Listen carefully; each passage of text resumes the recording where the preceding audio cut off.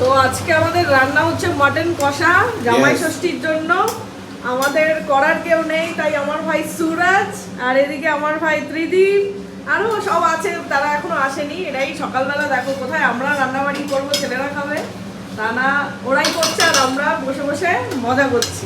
আমরা জামাই হয়নি বলে কি জামাই ষষ্ঠীর ভোজ খাবো না? এটা হতে পারে? একদম, এটা হতে পারেই না কখনো। সিঙ্গেল হলেও জামাই ষষ্ঠী খাবো। একদম, এটা সিঙ্গেল জামাই ষষ্ঠী আমাদের।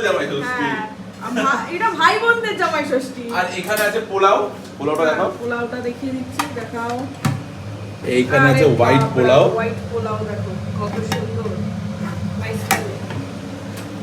তো আর জমিয়ে খাওয়া দাওয়া হবে আজকে। একদম একদম জমিয়ে পোলাও, মাটন। আর এটা হচ্ছে আমি বলে দিচ্ছি হাফিজদার দোকানের মাংস, বিরাটির সেই বিখ্যাত হাফিজদা।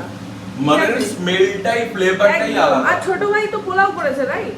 হ্যাঁ, ও পোলাও করেছে। আমার ছোট ভাই খুব সুন্দর রান্না করে। আর তার সাথে হতে পারে ইলিশ মাছ ভাজা। হ্যাঁ, দেখা যাক ওটা। দেখা যাক কি হবে। জমিয়ে খাওয়া হবে। একদম।